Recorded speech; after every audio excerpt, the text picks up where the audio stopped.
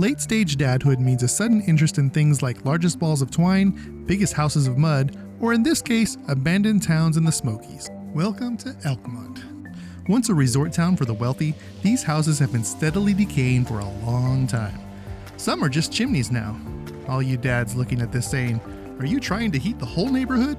Well, the times they are a-changing, and in 2017 they began the work to restore these buildings, so they no longer look like this, and they now look like this. If you want to know the full story of Elkmont, I have posted a link to the Tennessee State Museum down below, and they will tell you everything you need to know. I'm a poet and I didn't even know it. It's pretty amazing to walk through these houses and imagine what it was like to spend time here when they were new. Of course, you would have had to have been rich. These houses are big by today's standards.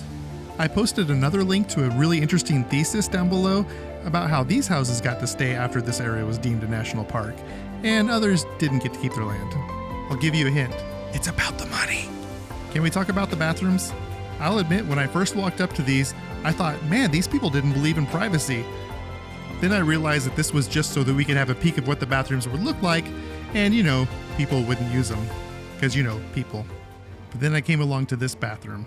I'm pretty sure this is the opening scene to a horror movie. What is behind the curtain? That's freaking me out. Anyway, back to the houses. It took us about 45 minutes to explore all of the houses in this neighborhood. There was nothing cookie cutter about any of these houses. Every single one was unique. I think the owner of this property had something to prove to all the other property owners. There's the main house, there's the servant's house behind that, and behind that is the servant's house, I suppose. And even the kids get their own house, as tiny as it is. Seriously, watch your head going in here. But at least the kids get their own fireplace. I couldn't tell if this was supposed to be a playhouse or if kids actually slept here. I hope that when the restorations are complete, they give little bios of all the people who used to live here. 17 cabins have been restored.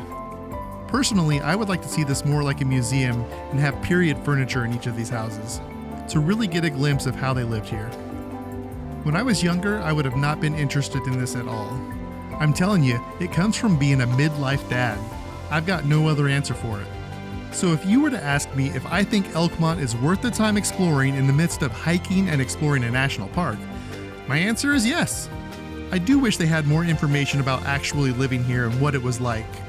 I also couldn't help but think, with all of these open doors, one of these houses was gonna have a bear in it. This is the Smokies after all.